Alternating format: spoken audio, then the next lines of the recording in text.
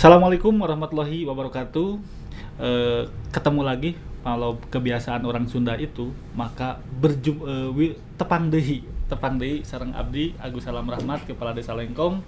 Ayeuna alhamdulillah kedatangan tamu. Jadi ngomongnya harus pakai bahasa Indonesia. Walaupun nanti banyak ngomong bahasa Sunda, ada beberapa kemarin yang menjadi viral. NKRI harga mati, Sunda harga diri, kan keren ya. Jadi sekarang kita kedatangan tamu yang begitu luar biasa.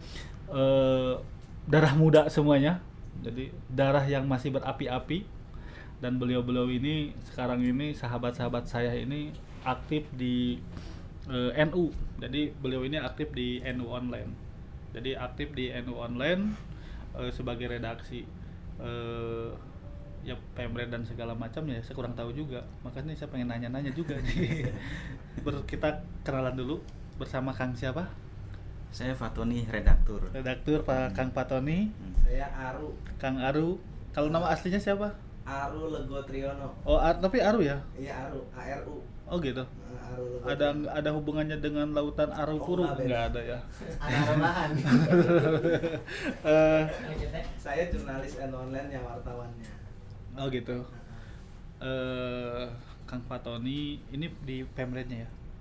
Saya di redaktur, Oh, di editor. editor. Kang Arunya lebih di Jurnalisnya. jurnalisnya. Reporter. Jadi kita ini harus banyak belajar juga, karena saya lihat followernya, lihat komen-komennya, eksisnya, cepetnya berita itu. Jadi berita itu datang editingnya cepet. Itu gimana sih Kang Patoni? Kok sampai bisa cepat kayak gitu? Ya. Assalamualaikum warahmatullahi wabarakatuh. Oh ya, dikenalin dulu Pak. Terima kasih Pak Kades, Pak Agus Salam Rahmat. Muda, luar biasa, menginspirasi. Mudah-mudahan selalu dimudahkan dalam Amin, bertugas amin, setiap amin. hari di Desa Lengkong, Kecamatan Bojong Soang, Kabupaten Bandung ya, Jawa Barat. Saya Fatoni, aktivitas saya di online editor. Jadi kalau di struktur keredaksian itu redaktur gitu. Jadi di bawah redaktur pelaksana gitu. Terkait dengan dapur redaksi kami, emang umumnya media ya.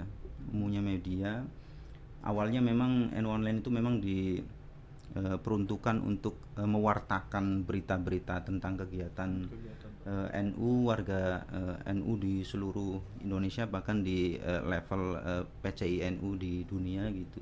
Tetapi memang berjalannya waktu kita tidak mungkin tidak untuk memberitakan hal-hal umum ya terkait dengan problem bangsa, karena memang apa yang menjadi problem masyarakat itu dari dulu juga memang secara otomatis itu jadi problem NU. Itu terbukti ketika berbagai problem keagamaan di masyarakat itu memang dibahas, dirumuskan, dan hukumnya itu diputuskan di dalam tradisi Basul Masail gitu. Itu kan artinya memang apa yang menjadi problem bangsa ya menjadi problem NU juga, yang memang harus mendapat publikasi, yang poinnya itu 3 sebetulnya dalam paradigma pemberitaan ya, paradigma media gitu. Yang pertama tentu saja memberikan informasi ya terkait dengan pemberitaan itu. Yang kedua bagaimana berita-berita yang kita rilis itu memang memberikan inspirasi baik dari sisi kemanusiaan, pemberdayaan ekonomi, terus penguatan ideologi Ahlus Sunnah wal Jamaah dan lain-lain gitu. Yang ketiga bagaimana informasi dan setiap berita yang kita rilis itu ya memang memberikan dampak gitu ya, mempengaruhi para pengambil kebijakan. Ketika memang ada kebijakan atau keputusan pemerintah itu yang tidak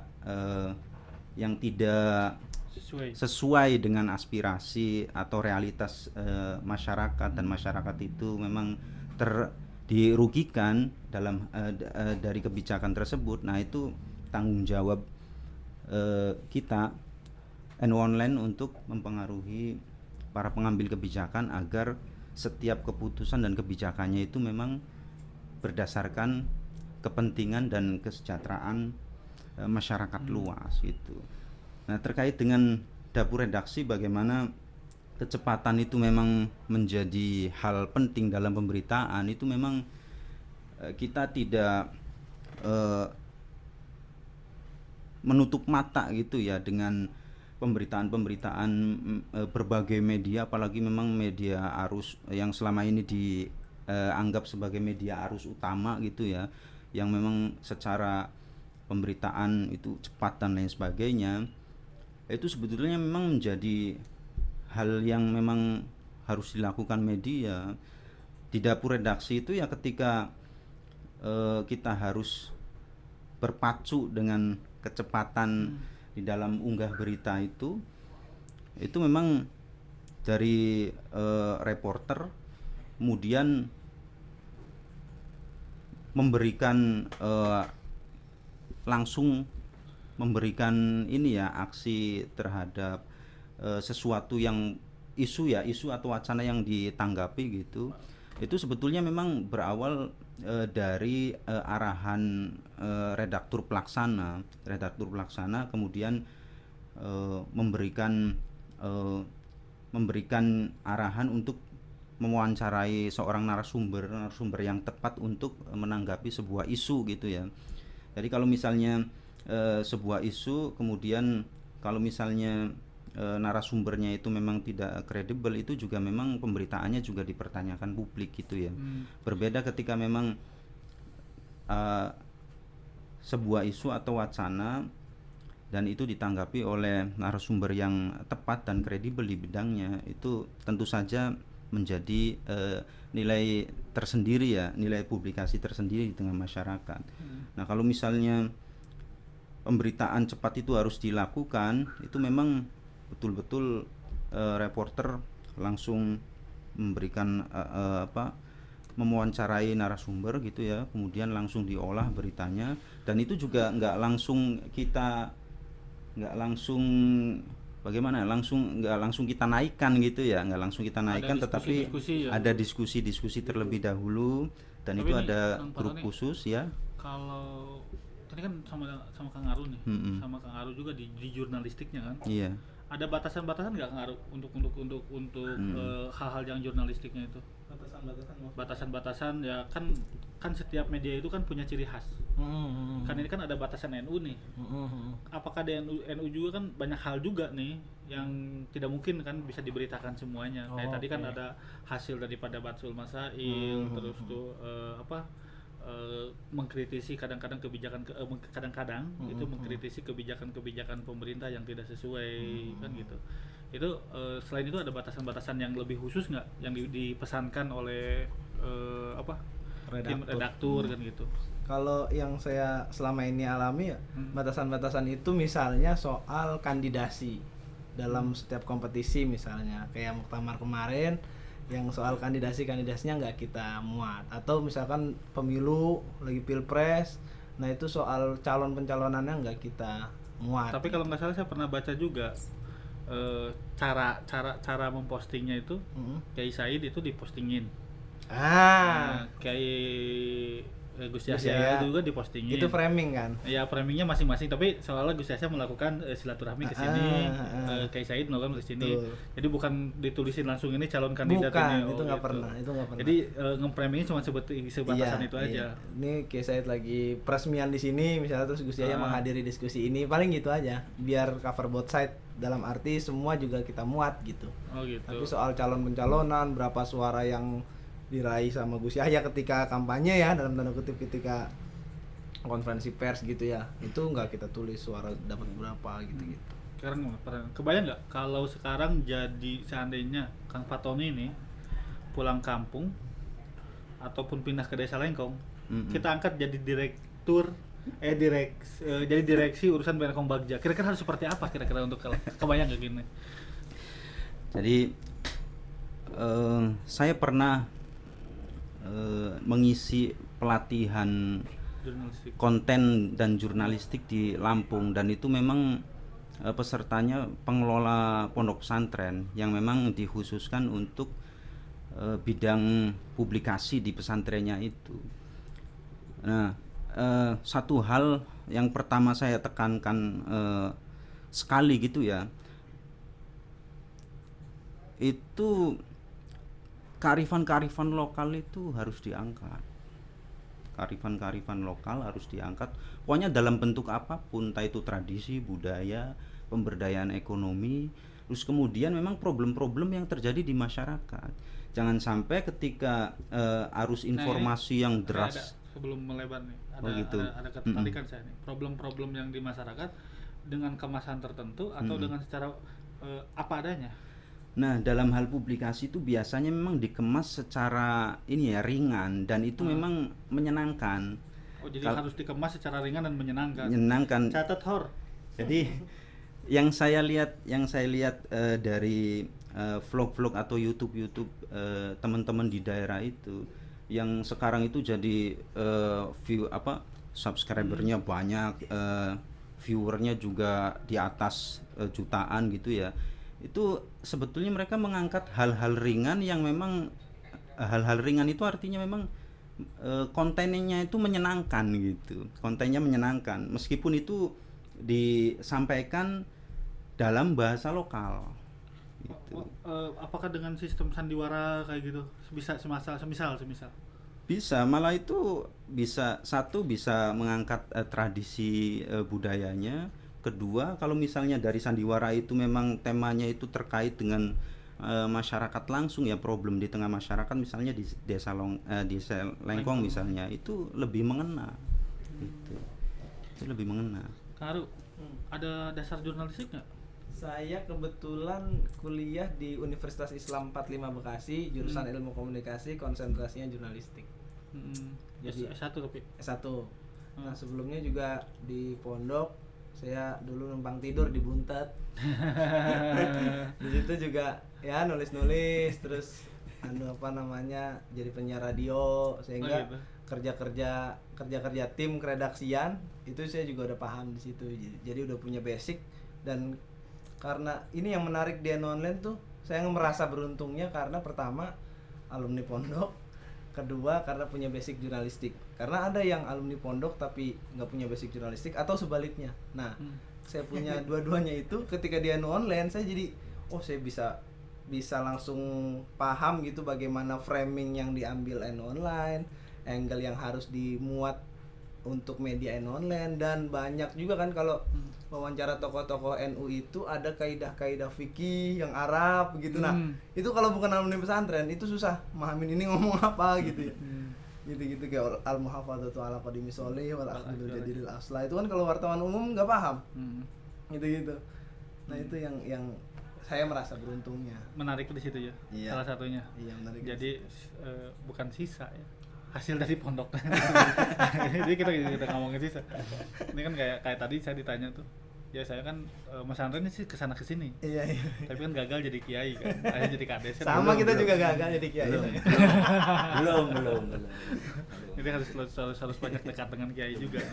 Tapi memang penting itu poin yang boleh dan tidak diberitakan gitu. Mungkin itu juga bisa diterapkan di di teman-teman humas di Desa Lengkong. Memang dari perspektif NU online itu yang tidak boleh diberitakan itu satu soal partai politik. Soal partai politik. Yang kedua dukung-mendukung. Dukung-mendukung calon itu kita tidak boleh, di NU online tidak boleh. Meskipun itu kontestasi di kepengurusan NU, misalnya di Konvercap misalnya, Konverwil dan lain sebagainya. Meskipun itu memang hajatannya orang NU, tapi NU online tidak memberitakan soal dukung-mendukungnya gitu.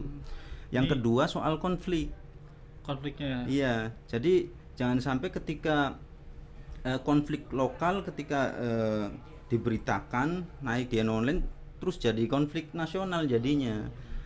Itu kita menghindari. Kalau bisa memang kita Online itu mengambil posisi untuk menenteramkan, mendinginkan konflik tersebut. Ini kayak berita viral ya. Kayak sekarang itu kan masyarakat banyak yang apa namanya? Bukan ngukut sih nanti. Mengasuh boneka arwah itu. Iya, Ya kan ada muncul juga kan dari tanggapan kayak kayak Profesor Quraisy Shihab, juga ada tanggapan Profesor Quraisy Shihab. Tapi bentuk-bentuk ini kan kayaknya kurang menarik. Bentuk-bentuk cerita-cerita yang seperti ini yang Menteri Agama resmi luncurkan sepan UMPTN itu kan kayaknya kurang menarik. Oh iya. Kan lebih kalau seperti apa judulnya yang kurang menarik gitu. Itu ada kemasan yang lain nggak? Yang lebih kalau kayak gini nih, seorang ustadz seorang pengurus NU direbut berkatnya gara-gara habis tahlil oleh sekelompok ini. Gitu kan.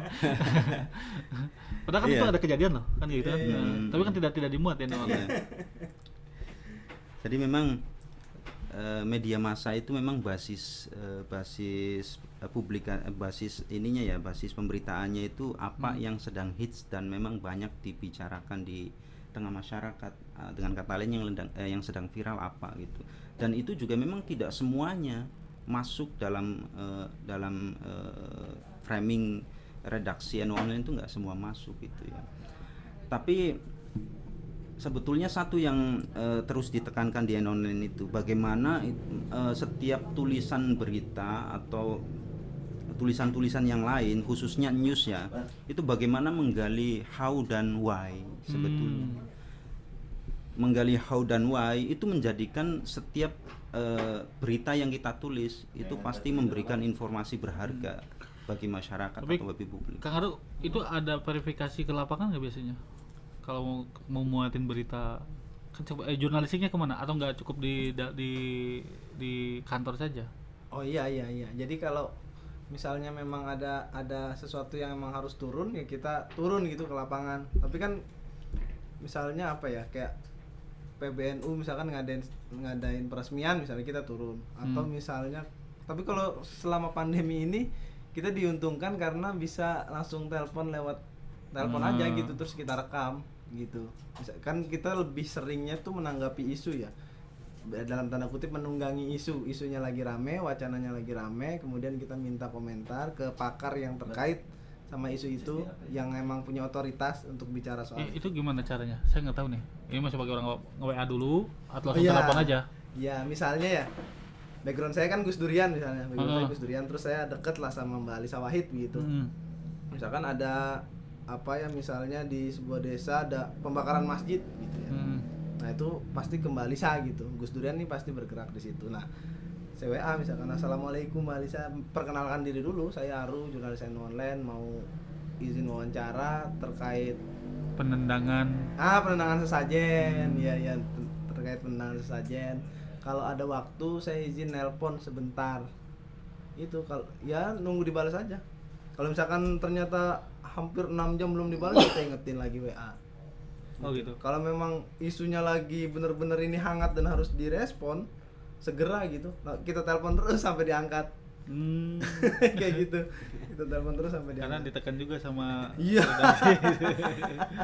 Ada nggak Pokoknya wartawan itu jangan sampai merasa bahwa narasumber itu terganggu dengan kehadirannya, terganggu dengan apa yang kita lakukan sebagai wartawan. Misalnya nelpon, ini kok wartawan nelpon terus. Justru memang bagaimana tugas wartawan itu membuat bosan si narasumber sehingga dia itu mau mengangkat. Gitu. Berarti ini jangan terlalu ditayangkan, kan kita nih pemerintah desa suka banyak datang wartawan juga. Gitu. Iya. Itu bagaimana supaya kades jadi bosan juga. Oke. Tapi ilmunya itu kan, itu rumusnya itu. Ada nggak kan di sini walaupun sekilas ada nggak masukan untuk kita nih, mau dari siapa dulu? Kang Patoni dulu. Iya. Masukan selama walaupun sekilas nih melihat, terus juga berteman dengan Kim, melihat-lihat foto. Iya. Saya minta otokritik lah kalau nggak masukan kan gitu. Iya. Jadi memang kalau misalnya channel kita memang ingin ingin dilihat banyak masyarakat, khususnya di lingkup desa gitu, itu biasanya masyarakat itu lebih aware ketika memang channel kita itu memang memproduksi problem-problem yang memang ada di masyarakat dan itu memang butuh solusi dari pihak pemerintah, dalam hal ini pemerintah desa misalnya seperti itu. Meskipun memang konten-konten ringan dan menggembirakan gitu ya, itu memang tetap harus diproduksi gitu. Nah, tinggal Humas Desa mau memfokuskan di platform mana nih, di YouTube. Meskipun saya memang tegaskan gitu ya, tidak bisa kita saat ini di era ini kita tidak bisa memfokuskan di salah satu platform misalnya YouTube saja, karena memang media saat ini itu ya multi platform itu. Kita tidak bisa hanya fokus ke YouTube tetapi mengabaikan Instagram misalnya, itu kita tidak bisa seperti itu. Justru Online saat ini mengembangkan di platform-platform lain, misalnya TikTok. Oh gitu. Iya. Kemudian Hello. Ya, itu mengembangkan platform yang saat ini memang lagi digandrungi anak-anak muda milenial gitu. Oh iya. Yang online juga ada di TikToknya nih. Ada. Oh, nanti saya buka TikToknya nih. Saya tahu Bang Kang Arun nih yang gitu. Enggak lah. Atau Kang Suwitno siapa? Iya, Sweetno. Dibalikannya Ontimus. Iya. Ya, Kang Arun gimana? Ada masukan buat kita? Ya kalau saya sih ya dari yang saya tahu selama ini ya. Jadi kalau untuk platform YouTube atau apapun lah harus punya brand khusus nih. Misalkan Desa Lengkong nih brandnya apa? Nah, di situ dikuatin. Kan brandnya apa, silat gitu ya. Nah, di situ kuatin. Tapi yang lainnya juga tetap ya diupload gitu, cuma jangan terlalu banyak. Porsi yang akan menjadi brand itu yang lebih diperbanyak gitu kira-kira. Nah, tapi juga lihat juga pangsa pasarnya ya kalau dalam bisnis ya, atau segmentasinya nih. Ini segmentasinya kita mau kemana? Kalau segmentasinya mau ke mayoritas di desa ini ternyata misalkan remaja gitu, ya berarti juga sering-sering bikin konten tentang remaja tapi tidak menghilangkan brand itu gitu. Karena saya punya pengalaman gini di Instagram saya pribadi ya, saya tuh awalnya itu punya banyak identitas. Jadi di Gus Durian, di Ibnu, di Ansor, di mana lagi ya, di lintas agama. Itu kan segmentasi yang beda-beda tuh. Gus Durian ya segmentasinya orang yang demen sama Gus Dur. Di Ibnu ya segmentasinya pelajar. Di Ansor pemuda gitu kan. Terus di pas kuliah saya di teater korek ya, aktivisnya apa, segmentasinya seniman. Nah, gara-gara itu jadi saya bingung mau identitas saya apa gitu. Nah, ketika dari peralihan itu kadang followers atau pengikut kita atau teman-teman kita yang ada di medsos atau subscriber itu kadang kok jadi begini sih, perasaan bukan begitu deh kemarin. Jadi campur aduk. Berarti itu kan dikomposisikan, jadilah sebuah produk baru berarti. Iya, mestinya dari Ibnu, dari Ansor, dari Gus Durian, dari lintas agama, dari teater, jadi sebuah komposisi, jadi sebuah produk baru kita bikin sebuah konten produk itu. Iya begitu. Harusnya. Tapi kadang-kadang kan kita karena manusia itu kan ada galaunya. Kadang-kadang kita merasa lebih senang itu dulu waktu kehidupan tuh waktu di Ansor. Maka lebih banyak ke Ansor seperti itu. Iya betul. Dan saya ini jadi catatan ini. Jadi betul. Pengalaman ini harusnya jadi bumbu semua. Dan ini dijadikan sebuah hasil untuk kita berkarya. Jadi walaupun sekarang di NU Online dengan basic keluarga dan segala macam, ini jadi hasil. Dan begitu juga saya lihat di NU Online tidak pernah menjadi sebuah dinamika, tidak pernah menjadi sebuah kontroversi. Beritanya begitu datar-datar saja. Tapi ini otokritik juga buat NU Online, jangan terlalu datar-datar juga dong. Gitu. Biar ada kemasan-kemasannya dikit. Kan kayak hasil Basul Masail si Amis pernah kan ya ramai kan masalah apa tuh yang Batsul Masail di Banjar itu. Oh, kafir. Yang kafir menjadi sebutan non muslim kan gitu, padahal udah bagus dari kafir menjadi non muslim itu. Karena kalau kafir itu kan artinya harus dirubah jadi non muslim. Itu kalau saya sih udah bagus, udah keren. Kafir orang tersinggung. Tapi kalau diartikan biasa-biasa saja kan, orang yang tertutup saja kan. Tapi kalau berbicara non muslim, non itu tidak, muslim itu selamat, tidak selamat kamu, ya orang bahagia itu non muslim kayak gitu. Saya perlu tambahkan sedikit ya gitu ya. Sebetulnya memang kafir itu memang terminologi di dalam Islam juga ada gitu ya, yang di Al-Qur'an juga memang disebutkan secara eksplisit gitu.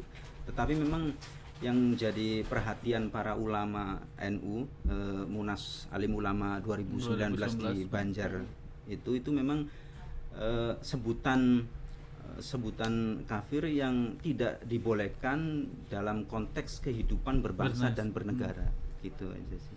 Jadi kan itu aja kan. Ya, Nah, itu, tapi saya yang tadi kalau saya jawabannya yang tadi itu kenapa? Biar lebih bahagia. Karena Lengkong itu adalah Lengkong Bagja, NU itu online. Jadi kalau ini NU yang versi online-nya. Kalau tapi kalau lebih banyak Tapi lebih Pak banyak Kades, yang memang offline. saya baru pertama kali menemukan desa yang punya studio seperti ini. Saya baru pertama kali menemukannya di Desa Lengkong ini, jadi luar biasa. Karena emang dasarnya kan saya dari NU-nya NU offline juga. Nah gitu kan. Jadi kalau kenapa NU online itu bisa kalah dengan NU offline? Karena NU offline itu tidak perlu lagi koneksi jejaring apapun. Tapi kalau NU online itu butuh koneksi. Nah itu yang jadi persoalan. Mudah-mudahan dengan saya suka campur bahasa Sunda ya. Nggak apa-apa. Mudah-mudahan dengan kedatangannya Kang Pak Tony, Kang Aru dan rekan-rekan semua membawa berkah silaturahmi ke Desa Lengkong. Amin. Kita akan belajar dan kita juga tidak sampai di sini saja dari podcast. Dari sini sudah artis itu selesai, kita akan suatu saat kita akan undang khusus jadi suruh ngeliput kegiatan-kegiatan di desa. Jadi nanti ada channel khusus kalau ini kan mencari perekonomian pesantren, kemandirian perekonomian pesantren. Nanti pasti cari ada channel khusus. Channelnya apa? Kader-kader yang jadi kader-kader yang punya inovasi lah. Itu saja. Hatur nuhun wargi Desa Lengkong, wargi Lengkong Anu Bagja. Kita sama-sama kita ucapkan ke kamera dengan sama-sama mengucapkan Lengkong Bagja gitu ya. Siap. 1 2 3. Lengkong Bagja. Wallahul muwaffiq ila aqwamit thoriq. Wassalamualaikum warahmatullahi wabarakatuh. Waalaikumsalam warahmatullahi wabarakatuh.